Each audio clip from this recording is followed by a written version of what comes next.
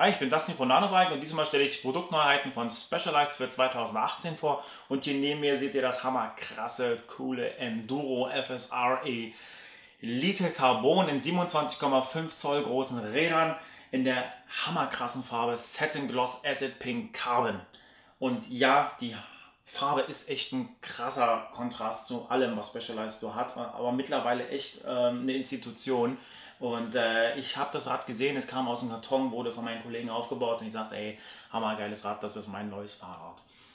Aber nun gut, jetzt würde ich es euch erstmal vorstellen und eventuell, wenn ich es mir leisten könnte, wäre es mein Bike. Aber gehen wir erstmal drauf ein. Also, Satin Gloss Acid Pink Carbon, was sagt uns das? Das sagt uns, wir haben einen Carbon-Hauptrahmen aus Fact 9M Carbon, die höchste Stufe fast, noch kurz vor S-Works, also vor der teuersten Variante von Specialized. Ein sehr, sehr hochwertiges Carbon, sehr leicht, sehr steif, genauso das, was wir wollen. Komplettiert wird das Ganze mit einem M5 Hinterbau und das ist auch mit die höchste Aluminiumstufe, die Specialized so zu bieten hat. Und all das ist hier in dem Enduro FSR Elite schon verbaut. Sehr, sehr geil. Gefällt mir echt gut.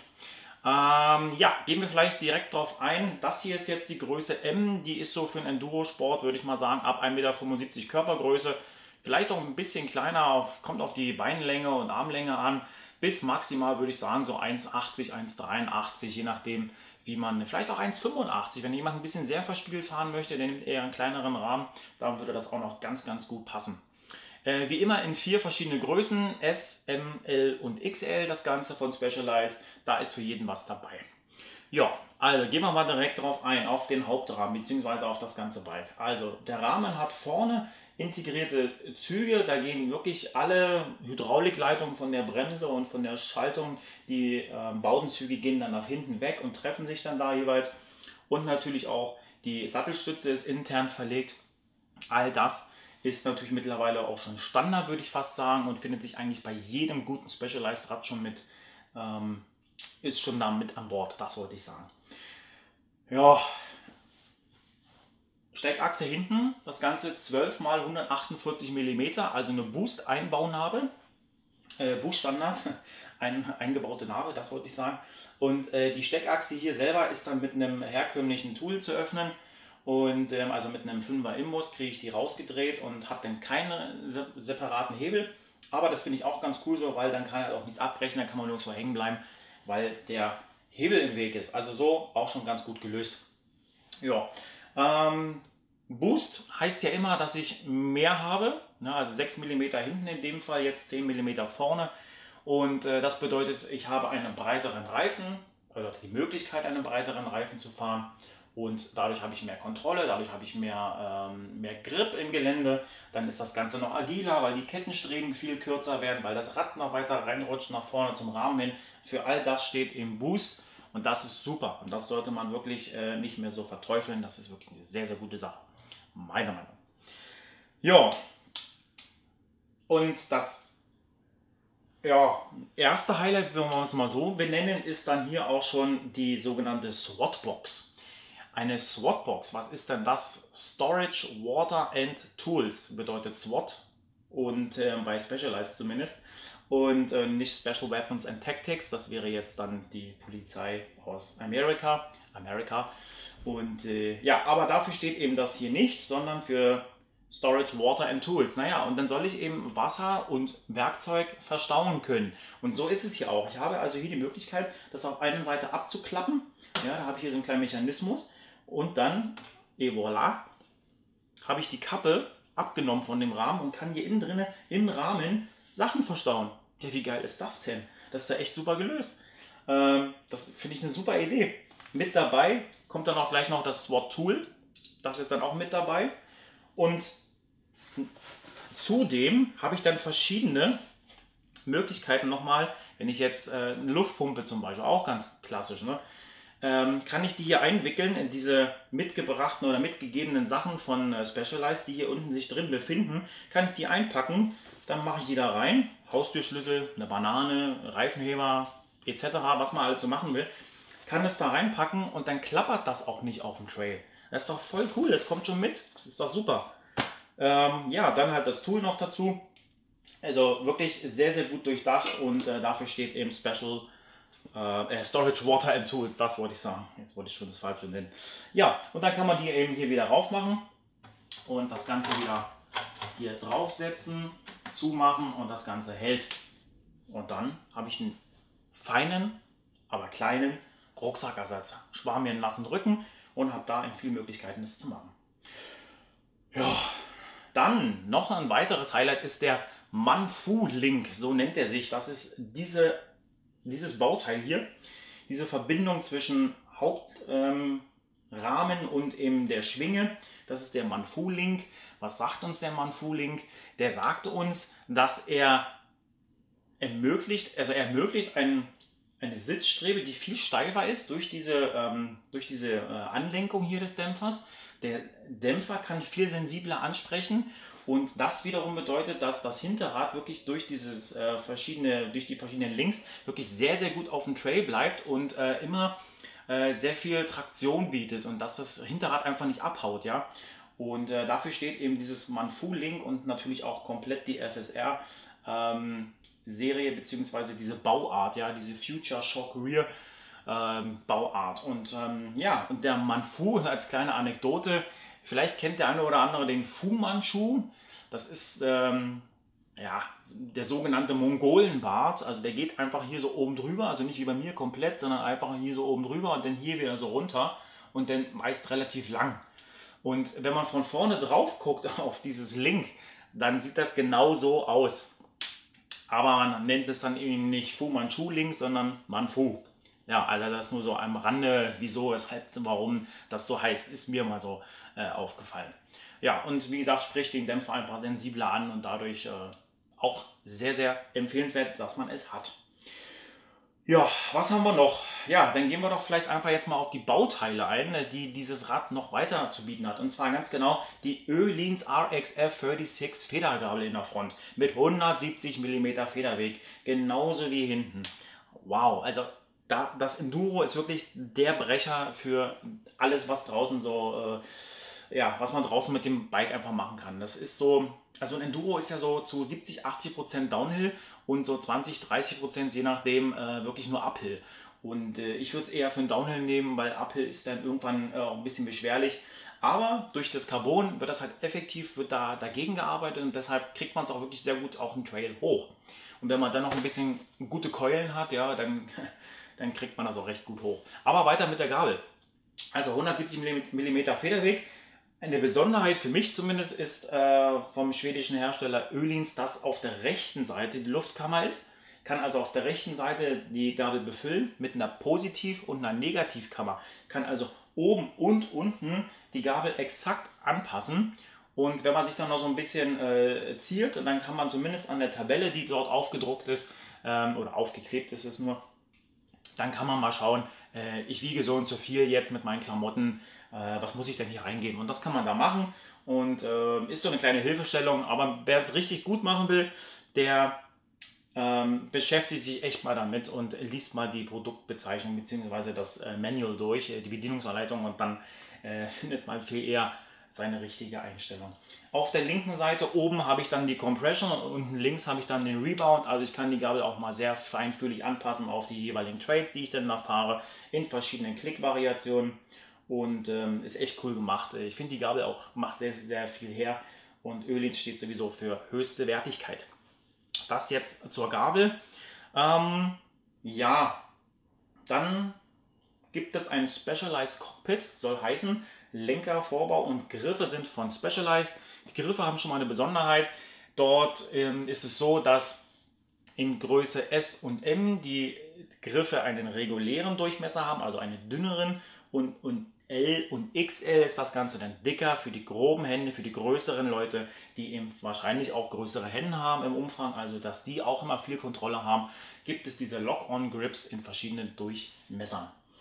800 mm breit ist der Lenker. Dieser breite Lenker lässt sich auf jeden Fall auch noch kürzen, wenn man das möchte.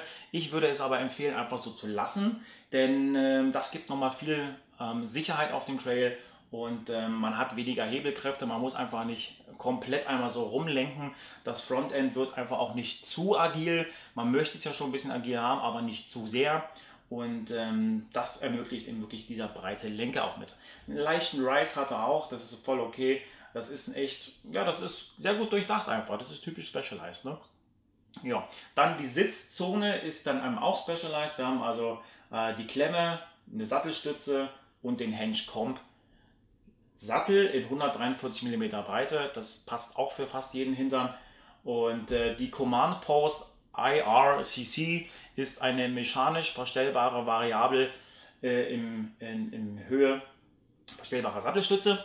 Die ist intern angelegt, nicht angelegt, durchgeführt durch den Rahmen nach vorne links zum Hebel. Da kann ich dann eben hoch und runter das Ganze mit meinem Eigengewicht hin und her variieren, wie ich den Sattel haben will. Ist wirklich sehr cool. Bergauf, der Sattel komplett raus. Ach, andere Seite geht schon wieder runter. Da ist ein cooler Trail, fahre ich da lang. Hebel gedrückt, Sattelstütze geht runter, geht es wieder weiter. Ist doch voll cool gemacht. Mittlerweile auch schon Standard an solch coolen Bikes. Ja, was haben wir noch im Cockpit? Machen wir mal weiter. Also, wir haben noch eine SRAM Code R 4 Kolben hydraulische Scheibenbremse. 4 Kolben, vorne und hinten. Also massive Bremspower wird da generiert durch diese 4 Kolben. Und wenn die Bremse mal eingefahren ist, so nach ein paar Kilometern, dann generiert die auch richtig Power. Also da stehst du wirklich dann. Vorne 200 mm Scheibenbremse, hinten 180. Das ist voll okay so. Ja, nicht wundern, warum nicht vorne und hinten gleich. Nee, das ist voll okay so. Wer mehr wiegt, macht sich hinten noch eine 200 darauf mit einem entsprechenden Adapter und dann ist das auch safe. Voll okay. Aber eine 4-Kolbenbremse an dem Bike, finde ich, ist ein Must-Have und muss sein. Auf der rechten Seite haben wir dann den SRAM GX Schalthebel für 11-fach. Heißt also, wir haben wirklich auch hinten dann ein GX Schaltwerk mit 11-fach Schaltung. Also 1x11 das Ganze, ein Kettenblatt vorne, eine Kassette hinten mit 11 Gänge. Abstufung ist hier 10/42. Das Kettenblatt vorne hat 30 Zähne. Komplettiert wird das Ganze mit der KMC Kette. Auch eine sehr, sehr gute Kette übrigens, mal so by the way. Und das Ganze auch nochmal hier mit einer Kettenführung. Also ich kann hier wirklich die Kette wunderbar führen über das Kettenblatt und habe dann im Gelände sehr, sehr viel Sicherheit, dass mir die Kette auch nicht abhanden kommt. Und eventuell nach links rein in den Rahmen, das wäre natürlich nicht so toll, ist hier definitiv schon mal vorbeugend verhindert. Ja, also das Ganze wird verhindert durch diese Kettenführung.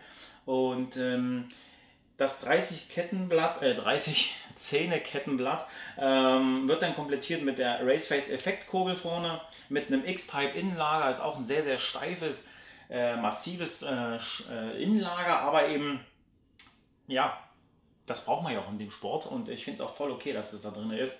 Könnte man eventuell mal sich für was Leichteres entscheiden, aber erstmal kaputt kriegen ist da die Devise bei mir und ich denke mit meinen Kilos und wenn ich das Rad fahren sollte oder haben sollte, dann kriege ich das erstmal so schnell nicht kaputt.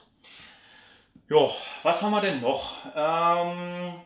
Ja, also der Link, der Manfu Link, wie ich ja schon sagte, der hat ja auch eine Funktion, der lenkt den Dämpfer an und zwar ganz genau den RockShox Monarch Plus Dämpfer, der wie schon erwähnt 170 mm Federweg hat und 170 mm Federweg ist also für eine Enduro einfach hammergeil, muss so sein.